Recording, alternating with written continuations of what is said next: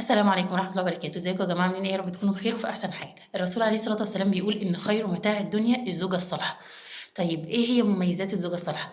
إيه هي ومواصفاتها؟ إزاي أقول إذا كان أنا زوجة صالحة والّا لأ؟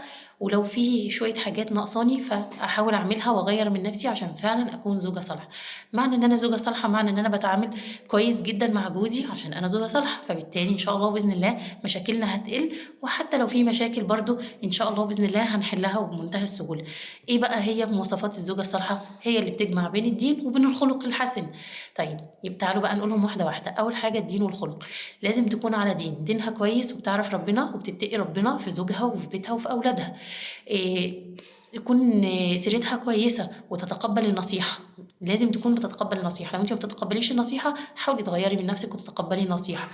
تاني حاجة تاني حاجة لازم تكون مظهرها كويس، بتتزين لزوجها، بتحافظ على شكلها ومظهرها قدّامه، تكون بشوشة ولطيفة، بتضحكي، بتهزري، مش يعني إيه عارفة مش دايمًا بقى إيه زهقانة ومخنوقة وعبوسة كده، لأ اضحكي وهزري وفرفشي و وحاولي تتزيني لزوجِك وما يشوفش منِّك غير كل طيب، تمام؟ بعد كده الطاعة والحفظ، لازم تطيعه في غير معصية الله وتحفظه في نفسها وفي ماله وفي ولده وخصوصًا في غيابه. بعد كده التربية والأسرة، لازم تربي أولاده على حُب الله وحُب الرسول والتربية الإسلامية وتعليم ديننا، تتعامل مع أسرتها بكل حُب وبكل حنان وإيه واطمئنان.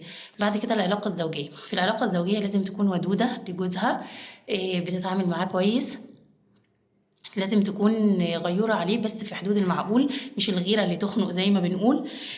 لازم تعينه على المشاكل، يعني لمّا يبقى عنده مشاكل أو مصائب في الدنيا فهي تعينه عليها وما تكونش هي في الوقت ده حِمل زايد عليه بمشاكلها أو بهمومها، ففي الوقت ده لأ، تكون دعم لجوزها.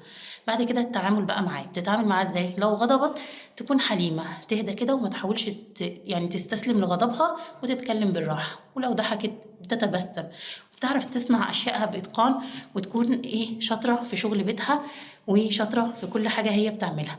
دي بقى مواصفات الزوجة الصالحة. والسلام عليكم ورحمة الله وبركاته.